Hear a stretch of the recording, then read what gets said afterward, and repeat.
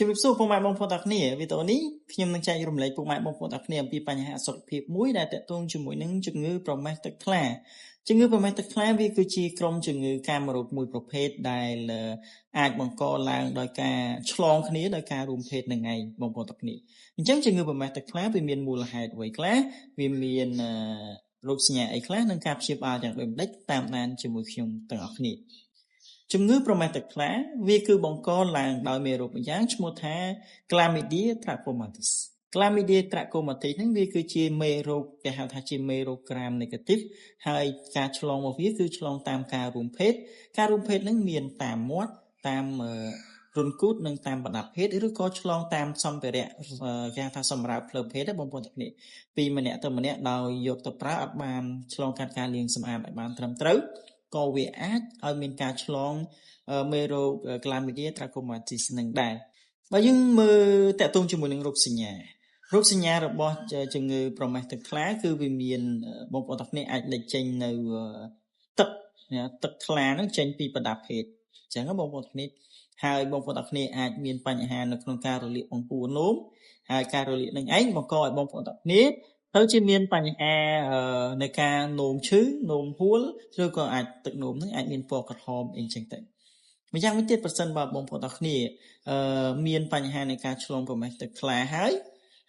ក៏អាចនឹងមានបញ្ហាឲ្យបងប្អូនទាំងគ្នាឆ្លងមេរោគប្រមេះទឹកបាយដែរអញ្ចឹងបងប្អូនទាំងគ្នាចំពោះការធ្វើរោគវិនិច្ឆ័យបើយោងតាមសភៅរបស់អង្គការសុខភាពពិភពលោកណាដែលខ្ញុំបានអានហ្នឹងតើតើជាមួយនឹងការថតឆ្លុះគឺមិនទៀមទាទេបងប្អូនទាំងគ្នាហើយតេស្តផ្សេងទៀតក៏អត់ចាំបាច់ដែរប៉ុន្តែមានតេស្តដែលយើងត្រូវធ្វើគឺតើតើជាមួយនឹង microbiology test បានន័យថាយើងយកផ្ទុះយើងយក